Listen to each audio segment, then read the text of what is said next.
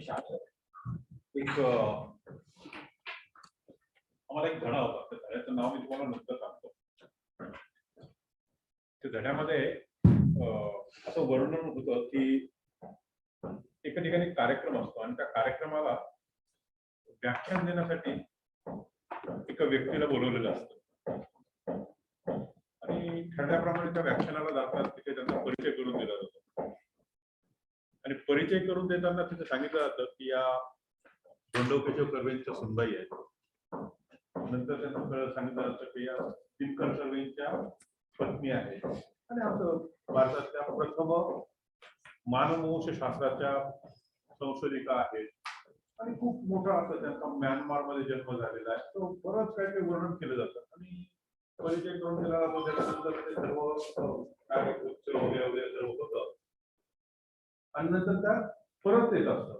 परत येत असताना शेवट भारतीय महिला म्हटल्यानंतर म्यानमारमध्ये जन्माला असते काहीतरी कौटुंबिक जबाबदारी असतं. तर त्यांना काहीतरी किराणा मालाच्या दुकानात काही साहित्य घ्यायचं असतं आणि त्या किराणा मालाच्या दुकानातून ते किराणा माल घेत असताना तिथे दोन मुलं उभे असतात आणि त्या दोन मुलांपैकी एक दुसऱ्याला म्हणतो की अरे ही बघ, ही ना तो नंदू कर्वे आहे ना त्याची आई आहे. आणि देखील इतका आनंद होता ना की जी माझी ओळख तिथे अपूर्ण राहिली ना ती ओळख इथे पूर्ण झाली त्या वर्गामध्ये म्हणजे त्या दुकानामध्ये. आणि मग त्या घरी येतात आणि एक लेख लिहितात. त्या लेखामध्ये सर्व वर्णन केलेलं आहे. त्या लेखाचं नाव तुमच्याकडे वाचलं परिपूर्ती. खूप चांगला लेख आहे. त्या लेखिका कोण होत्या तुम्ही सगळ्यांनी ओळख राहते. त्यांचं नाव इरावती कर्वे. माझी इथे किती काही ओळख करून दिली, माझी खरी ओळख आहे की काय शिक्षक काम करण्याचा मुलगा आहे. आणि मला नेहमी आनंद वाटतो. मी ज्या शाळेत शिकलेलो आहे त्या शाळेला प्रयोगशाळा नव्हती आणि इथे आल्यानंतर बघितल्यानंतर असं वाटत की अरे इथे तर किती समृद्धी आहे आणि आपण तर काहीच बघितलेलं नाही यापैकी. आणि जेव्हा जेव्हा मी शहराच्या प्रयोगशाळांमध्ये म्हणजे शाळांमध्ये मला जाण्याची संधी मिळायची त्यावेळेस त्या प्रयोगशाळा बघायचो. तिथे साहित्य खूप असायचं, परंतु नंतर असं लक्षात यायचं की त्याच्यात काही साहित्य वापरलं जात नाही, काही बिघडलेलं असं बरेच आणि आता त्याचं वर्णन पण केलं गेलं. परंतु आपण या सगळ्याच्या पलीकडे जाऊन काहीतरी करण्याचा प्रयत्न करायचा. कारण आता हे दोन भरपूर बाजून झालेले आहेत.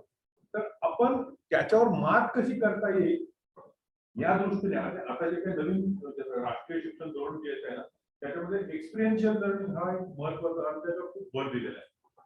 आणि त्याच्यातनं म्हणजे ज्यावेळेस ते विद्यार्थ्यांना जर करायचं असेल तर आधी शिक्षकांना करता आलं पाहिजे आणि एकदा केलं तर ते समजतंय. आता म्हणजे संशोधनाने सगळ्या पद्धतीने सिद्ध झालेलं आहे.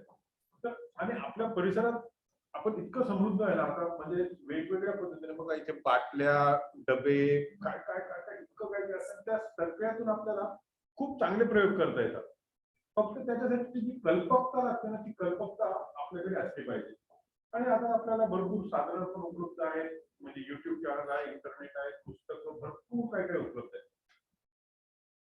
तर आपण बघूया आपण काय काय करू शकतो. मला खात्री आहे की तुम्ही याच्यात अधिकाधिक शिकाल आणि त्याच्यातनं बऱ्याचशा गोष्टी तुम्ही म्हणजे मला तिथे बरेचसे चेहरे बघितलेले पण दिसत आहेत, परिचित दिसत आहेत. काही गोष्टी तुम्ही अरविंद गुप्ताच्या वेबसाईटवर वगैरे वगैरे भरपूर आजकाल बघायला मिळतं. परंतु माझा अनुभव असा आहे की काही ठिकाणी अनेकदा काहीतरी दाखवलं जातं पण ते फक्त जादूचा प्रयोग एवढं सीमित राहतं. त्याच्यामागचं विज्ञानाच्या दृष्टीने ज्याचं काय हे व्हायला पाहिजे ते काही होतच नाही आणि मग ते विज्ञान माघारी पडतं आणि कुठेतरी आपल्याला फक्त काहीतरी तात्पुरतं मनोरंजन झालं एवढंच समाधान होतं. मी अरविंद गुप्तांच्या वेबसाईटवरचा तो एक प्रयोग आहे अनेक लोक करून दाखवतो. तू माहिती तो स्ट्रॉ कापत जायचा.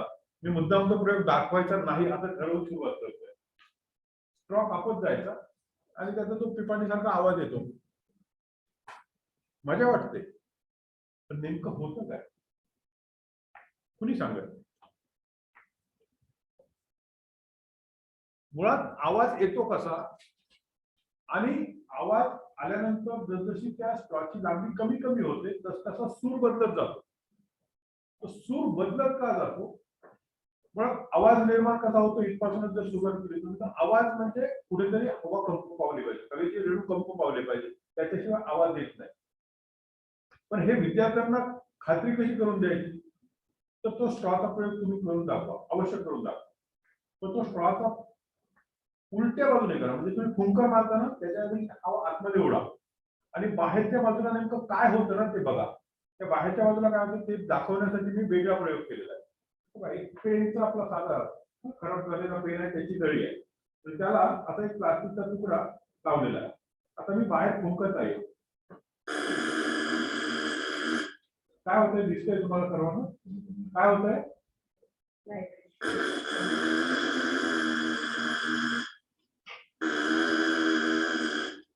हा काय नाही, ही पिण्याच्या पाण्याची बाटली आहे ना, याचं हे प्लास्टिकचं वरचं आहे ना, हे कागद रॅपर, त्या रॅपरचा थोडासा तुकडा कागद, कुठलाही पण कागद द्या तुम्ही, असं काय नाही, पातळ लवचिक असला पाहिजे. तो इथे सेल्युलोज तुम्ही चिकटवलेला, त्याच्यापासून हे उपकरण तयार झालं. किंमत 0 पैसे.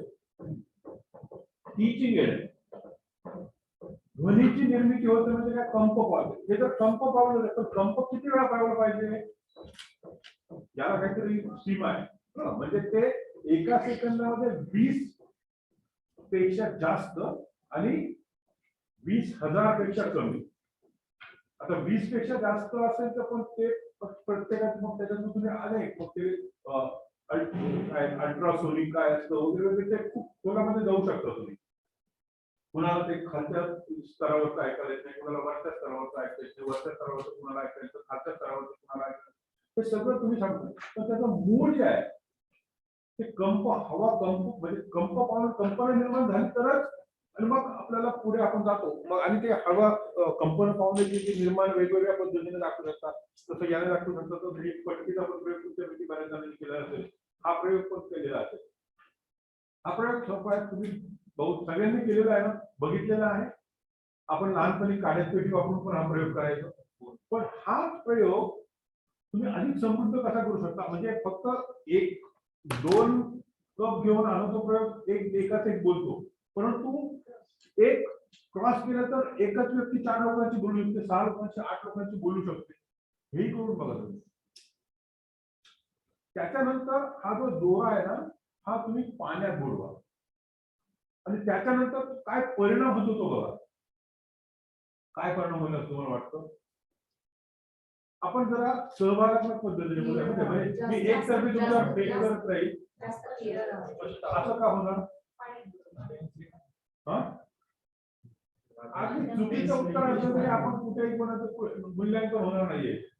मी कुणाला बाहेर सुद्धा सांगणार नाही, काळजी करू नका. अगदी मला माहिती आहे शिक्षकांवर वार कुठे होतात, प्रहार कुठे होतात, त्यांना हार कुठे घालतात, मला सगळं माहिती, कारण मी शिक्षकाचा मुलगा, त्यामुळे मी कुठेही काही बोलणार नाही. पण आपण आपलं जे काय मत असेल ते सांगा.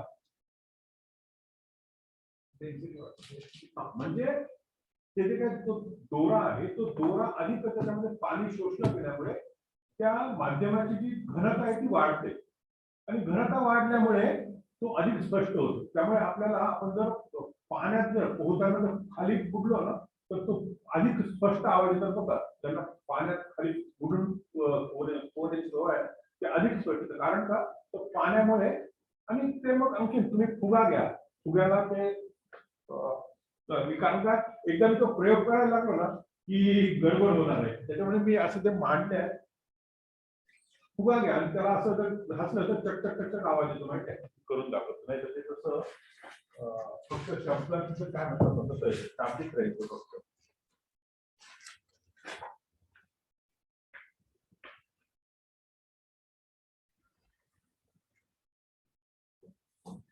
हा फुगा आहे, हा, आणि त्याला जर तुम्ही असं थोडस ओलसर केलं बोट आणि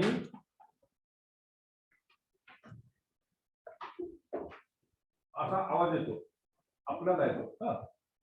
आता काय करायचं, हा फुगा नळाला लावायचा आणि याच्यामध्ये पाणी भरायचं आणि हीच क्रिया तुम्ही परत करून बघा.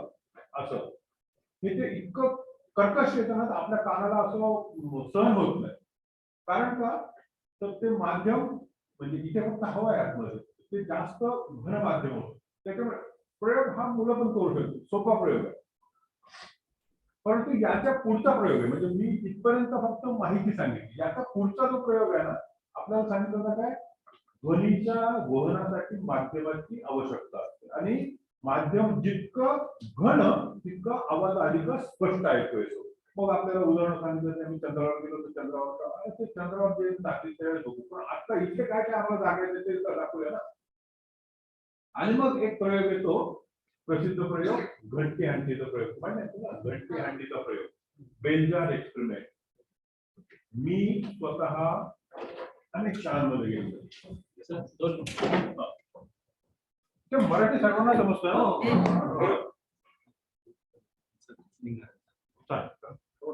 So you can take it from here. We'll all stand. Sir इसलिए आपका तो अच्छा तो लगता ये है आता है ठीक है ये हम लोग कैसे हैं आप जैसे कौन है आएंगे क्या स्टेप वाइज अच्छा रहेगा Step by step. ठीक है सर ठीक है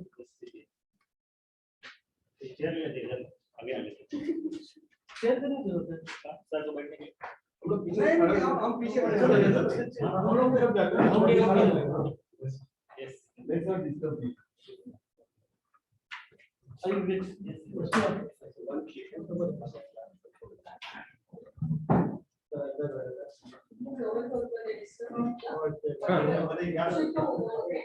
आपको अच्छा फोटो लेना है हा पाठीमागचे चौघ जण आहेत, ते मधल्या जागा भरून घ्या म्हणजे त्यांना राहता येईल.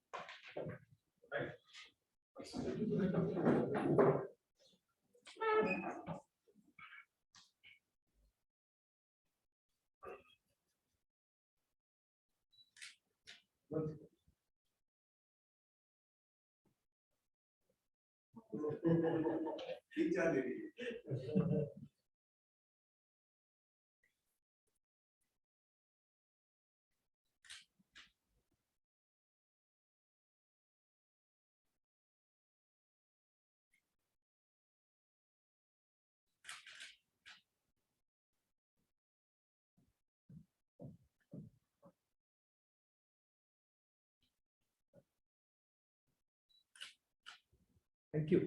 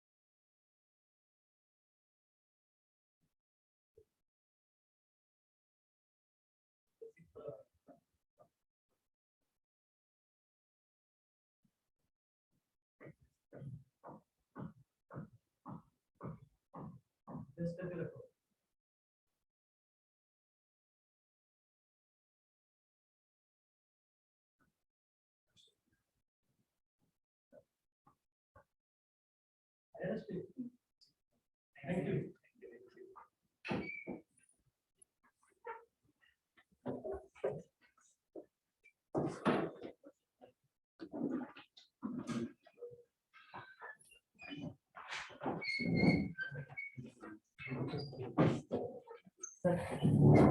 So good luck to all of you.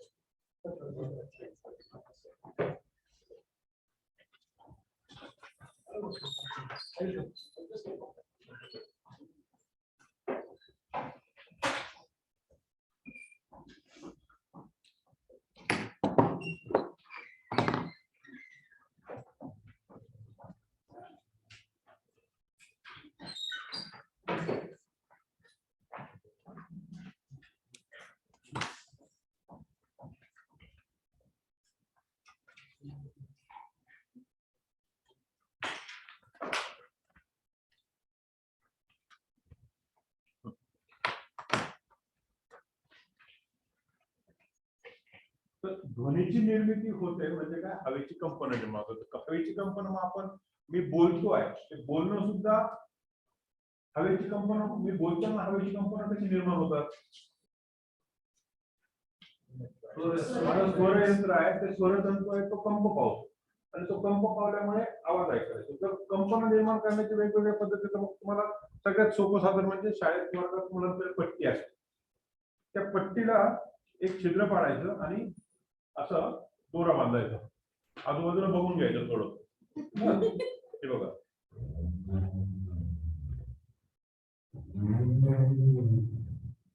मग या पट्टीला तुम्ही वेगवेगळी छिद्र पाडून बघा, त्याने काय फरक पडतो. मग ते कसे सूर वेगळे होतात, आपट म्हणजे जोरात फिरवलं तर काय होईल, लांबी वाढवली तर काय होईल, या सगळ्या प्रकार करून बघितल्यानंतर प्रत्येक गोष्टीतून तुम्हाला त्याचं वेगळं निरीक्षण मिळेल.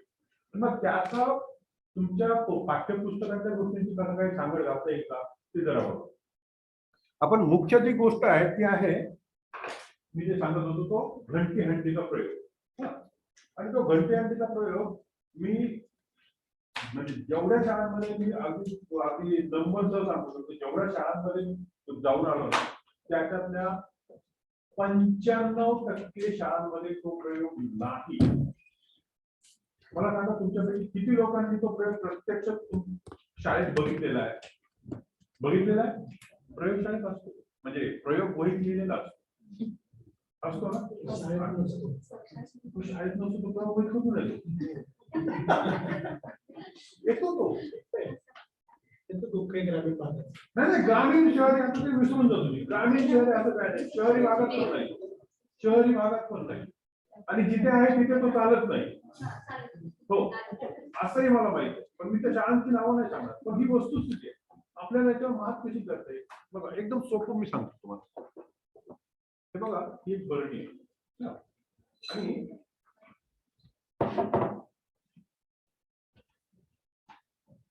ही काय वस्तू तुम्हाला माहिती आहे ना, सेलचं होल्डर. त्याच्यावरती इथे मी एक कॉम्प्युटरला माईक असतो ना, त्याचा एक छोटासा एक त्याला बजर म्हणतात, तो बजर आहे. आता मी काय करतोय बघा, त्याला मी तो जोडलेला आहे आणि हे असं केलं आवाज येतो. आता हे मी माझी बेल झाली, ही बेल मी याच्यात टाकली.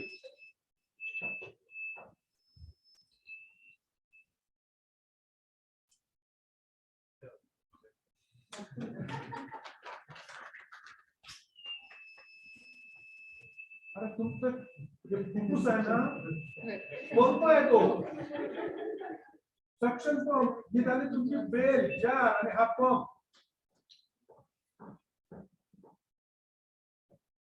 कशासाठी पाहिजे? याच्यातली हवा मी कमी केली आणि ते पूर्ण बंद होत नाही, ते पण तुम्ही सांगू शकता. मी 100% व्हॅक्यूम येत नाही, त्याच्यामुळे मी पूर्ण बंद करू शकत नाही. कशाला? हा, आणि मी पाठ्यपुस्तकाच्या विरोधात नाही, मी तुमच्या साहित्य नाही त्याच्या विरोधात नाही, मी कुणावर टीकाही करणार. हा मार्ग आहे तुमच्याकडे, सोपा मार्ग आहे. जास्तीत जास्त याची सगळ्यात किंमत काय म्हणतो, 50 रुपये. 50 पण होणार नाही तर पण अगदी. आणि हे सगळं साहित्य तुमच्या परिसरात उपलब्ध आहे. ही बरणी आहे ना, कुठे पण मिळेल. बरणीला काय नाही, एक छिद्र पाडलेलं आहे झाकणाला, आणि सगळ्यात किंमत काय, बॅटरी सेल आणि हे बॅटरी होल्डर आणि हा बजर. हा बजर सुद्धा कम्प्युटरच्या दुकानात गेला तर तो जुन्या कम्प्युटर मधून त्याने काढून दिला, तुम्हाला फुकट मध्ये. हे बघा तुम्ही, आणि हे प्रत्येकाने बघा, म्हणजे मी कुठलीही वस्तू अशी म्हणजे सिक्रेट म्हणून काही ठेवणार नाही. आणि तुम्हाला असं लक्षात येईल, त्याच्या पुढचा प्रयोग सांगतो बघा. जर तुम्हाला अगदी तो जो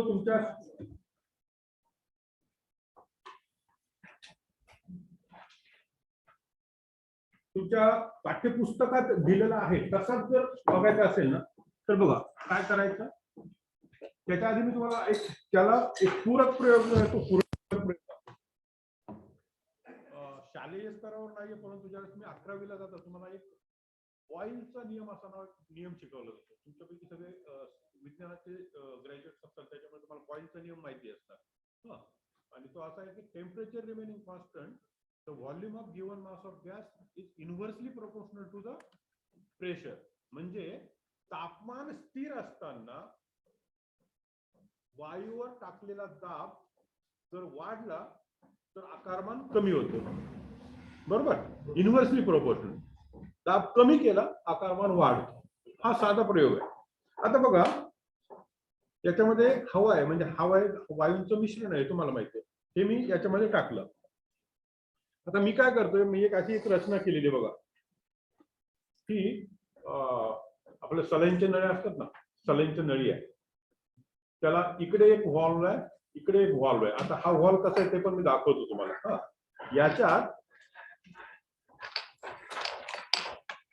इकडनं हवा आतमध्ये जाईल परंतु बाहेर येऊ शकणार नाही. आपलं सायकलचं ट्यूब व्हॉल्व ट्यूब असतं ना, त्याला व्हॉल्व ट्यूब का म्हणतात, तर आतमध्ये हवा जाते पण बाहेर मात्र येऊ शकत नाही. तसं हा व्हॉल्व आहे. या व्हॉल्वची रचना अशी केलेली आहे, हे मी या बर्नीला लावणार. बर्नीला लावल्यानंतर इकडची जी हवा आहे ती या व्हॉल्व मधनं इकडे बाहेर येईल, परंतु बाहेरची हवा जी आहे ती आतमध्ये जाऊ शकणार नाही. मी काय करणार, हे जे इंजेक्शन सिरिंज आहे ती ओढली की याच्यातली हवा बाहेर येणार. मी ज्यावेळेस ती परत दाबेल त्यावेळेस ती इकडे न जाता इकडे जाईल, परंतु इकडची हवा आत परत परत येऊ शकणार नाही. आता बघा मी काय करतोय,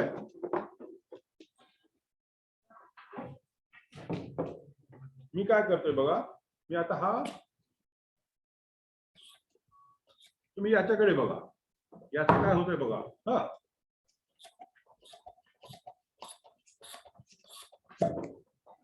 बघा त्याचा आकार वाढला म्हणजे काय, प्रेशर कमी झालं. म्हणजे प्रेशर म्हणजे कमी झालं म्हणजे काय, व्हॅक्यूम निर्माण झाला, म्हणजे निर्वात पोकळी तयार होते. 100% निर्वात नाहीये ती, परंतु त्याचा हवेचा दाब कमी झालेला आहे, बरोबर, म्हणून तो मोठा झालेला आहे. बघा आता जर मी हे झाकण उघडलं तर तो परत छोटा होईल. बघा झालं, याच्यावरनं एक सिद्ध झालं, म्हणजे मला व्हॅक्यूम मोजण्यासाठी मीटर नाहीये, परंतु याच्यावरनं मला समजेल की याच्यामध्ये व्हॅक्यूम निर्माण झाला.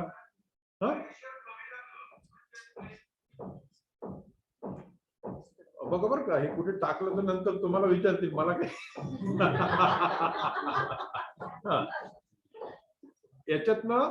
याच्यातला हवेचा दाब कमी होतोय हे तुम्हाला समजलं तुम्हाला, म्हणजे फुगा मोठा झाला म्हणजे हवेचा दाब कमी झाला. आता बघा, आणि याच्यातली जेवढी हवा काढली ना ती सगळी याच्यात जमा झाली बघा. ते सुद्धा म्हणजे तुम्ही अगदी व्हॉल्युमेट्रिक कॅल्क्युलेशन सुद्धा करू शका. आता मी काय करणार, याच्यामध्ये मी तसाच, म्हणजे तुम्हाला आता ते जसं दाखवलं ना तसंच एक दुसरं बनवलेलं आहे. त्याच्यात पण हा कॉम्प्युटरचा हेच आहे, बीपच आहे. याला मी अशी कनेक्शन केलेलं आहे.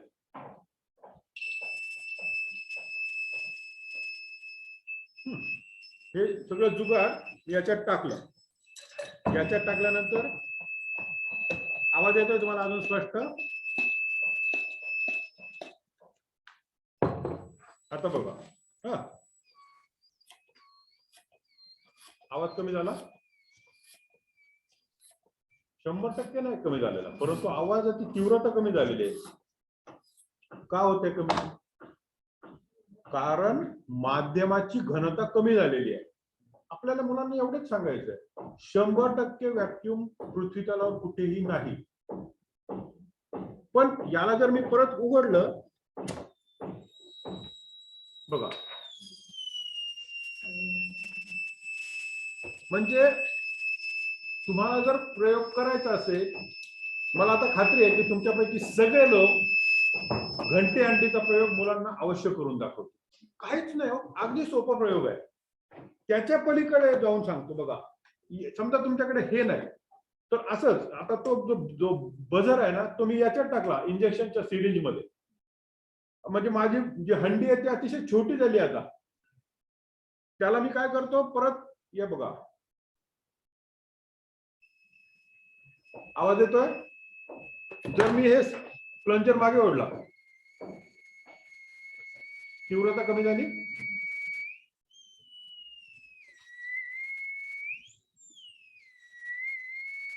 ज्यावेळेस मी दट्ट्या मागे ओढतो त्यावेळेस याच्यातलं हवा कमी होते, म्हणजे निर्वात पोकळी निर्माण होते. त्याच्यामुळे आवाजाची तीव्रता कमी होते, आणि आवाजाची तीव्रता कमी झाल्यामुळे आपल्याला कमी याच्यात ऐकायला येतो बघा. म्हणजे प्रयोग तोच आहे, एकच प्रयोग आहे. मी इथे मुद्दाम काही प्रयोग असेच आणलेले आहे. प्रयोग संकल्पना एकच आहे, पण तुम्ही किती वेगवेगळ्या प्रकारे आविष्कारित करू शकता. पहिला म्हणजे तुम्ही तुमच्या म्हणजे तुमचं जे फुफ्फुस आहेत ते तुम्ही पंप म्हणून वापरलं, म्हणजे तुम्हाला या बाकीच्या जुगाराची आवश्यकताच नाहीये. नंतर हे सगळं घ्या आणि याने तुम्ही बघा, आता याच्यामध्ये हवा भरलेली आहे, हा बाजूला काढला तरी पण हवा बाहेर येत नाही. काय येत नाहीये? हा व्हॉल्व्ह आहे, एक दिशा मार्ग आहे, झडप आहे. झडपीची कल्पना पण तुम्ही मुलांना सांगू शकता याच्यात.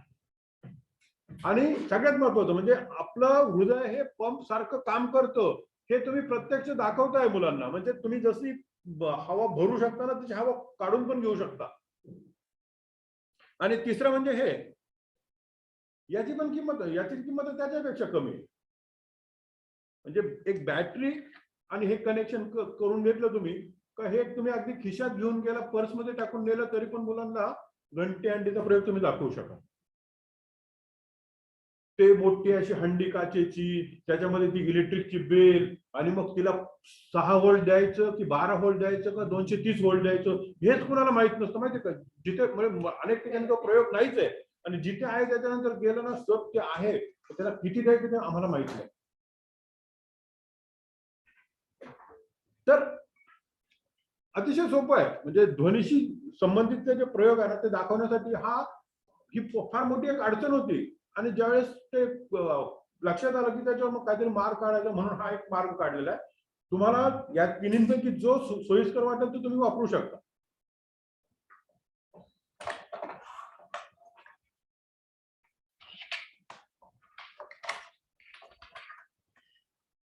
काही जे नेहमी दाखवले जाणारे प्रयोग तुम्ही मुद्दाम दाखवत नाही, म्हणजे तो स्ट्रॉचा वगैरे, कारण त्याच्यामध्ये आपला वेळ आपण अन्य गोष्टींसाठी, म्हणजे प्रयोग भरपूर आणि वेळ कमी पडणार आहे, ते मला माहित आहे. म्हणून मी ते प्रयोग दाखवण्यात वेळ घालवणार नाही.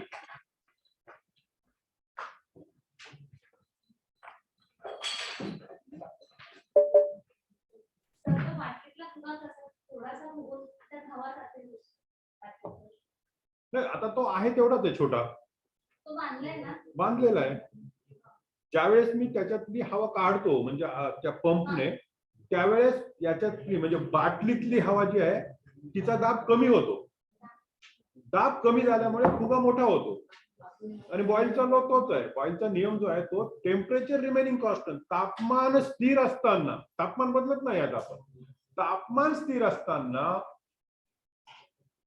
जर प्रेशर इन्व्हर्सली प्रोपोर्शनल, व्यस्त प्रमाणात, म्हणजे जर तुम्ही प्रेशर कमी केलं आकारमान वाढलं, प्रेशर वाढवलं आकारमान कमी होणार. लक्षात आलं? काही शंका असेल तर विचारा, काय हरकत नाही. म्हणजे व्यस्त प्रमाणात हे लक्षात ठेवायचं, म्हणजे एक वाढलं तर दुसरं कमी होणार. आणि आपण काय प्रेशर म्हणजे वाढवलं तर व्हॉल्यूम कमी होणार, प्रेशर कमी केलं तर व्हॉल्यूम वाढणार.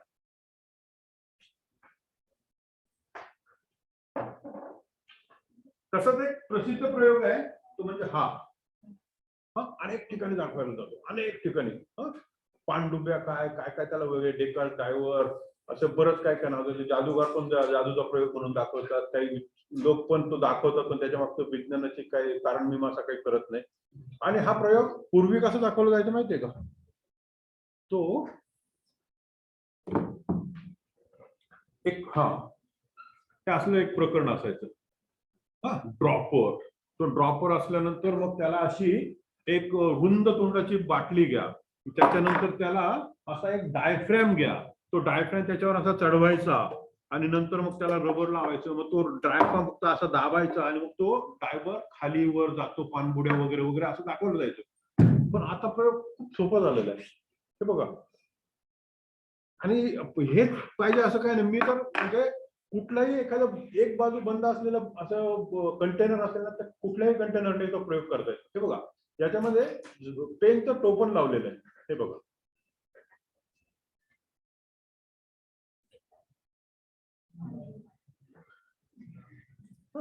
आणि त्याच्यात म्हणजे त्याच्यात नाट्य आणू शकता. मग तुम्ही सांगा तुमचा आदेश पाळतो, मग सांगितलं तुम्ही मध्येच थांबा तर तो मध्येच थांबेल, मग आता खाली नाही जायचं, आता वरती जा, असं ते सगळं करता येतं. परंतु ते सगळं नाट्यकरण झालं, त्याच्यातलं विज्ञानाचं काय? याच्यातनं तुम्ही काय काय शिकवू शकता? याच्यातून तुम्ही आर्किमिडीजचं तत्व शिकू शकता, याच्यातनं तुम्ही उत्प्लाविता बल शिकू शकता, याच्यातनं तुम्ही पास्कलचा नियम शिकवू शकता, बरंच काय काय शिकू शकता, घनता शिकवू शकता. पण घनता आपोआप कशी काय बदलते? म्हणजे प्रयोग तसं बघितलं तर खूप सोपा आहे, परत मी सांगतो शून्य किमतीचा आहे, परंतु त्याच्यातनं तो इतका समृद्ध आहे ना, त्याचं सांगितलं तर 1 तास 1.5 तास तुम्ही याच्यावरच काय काय शिकवू शकता. आतमध्ये काय ही पूर्ण जी सिस्टीम आहे, ही पूर्ण यंत्रणा ही हवाबंद आहे, त्यात पाणी भरलेलं आहे आणि हे जे टोपण आहे त्याच्यामध्ये एक हवेचा बुडबुड आहे आणि तो जो हवेचा बुडबुड आहे ते सगळं नियंत्रित करतो. ज्या वेळेस मी ही बाटली दाबतो त्यावेळेस होतं काय, तर आपल्याला पास्कलचा नियम काय सांगतो, बंदिस्त द्रवावर टाकलेला दाब हा सर्व दिशांनी सारखाच पारेषित होतो. शब्द खूप चांगले आहे, समजतं कोणाला पारेषित होतं म्हणजे काय तेच समजत नाही आम्हाला. होतं काय नेमकं, बंदिस्त द्रवावर टाकलेला दाब म्हणजे मी ही बाटली दाबतोय, दाबल्यानंतर या द्रवाला त्याची कॉम्प्रेसिबिलिटी ती मर्यादित आहे, ती द्रवाला सॉलिड तर कॉम्प्रेस होतच नाही, द्रव जे असतात ते कॉम्प्रेस त्याची जास्त नसते, तर ते कॉम्प्रेस होणार नाही, मग ते द्रव जाईल कुठे? पण त्याला एकमेव मार्ग काय आहे, तर तो जो बुडबुड आहे तो कमी करायचा, ते द्रव त्याच्या आतमध्ये घुसतो. ज्यावेळेस मी ही दाबतो त्यावेळेस अन्य कुठे मार्ग नसल्यामुळे तो द्रव जे आहे ते पाणी जे आहे त्या हवेच्या बुडबुडाला आकुंचन करतो, ते आकुंचन पावतं आणि आकुंचन पावल्यामुळे पाणी त्याच्या आतमध्ये घुसल्यामुळे त्याचं योगदान आहे काहीतरी आणि तो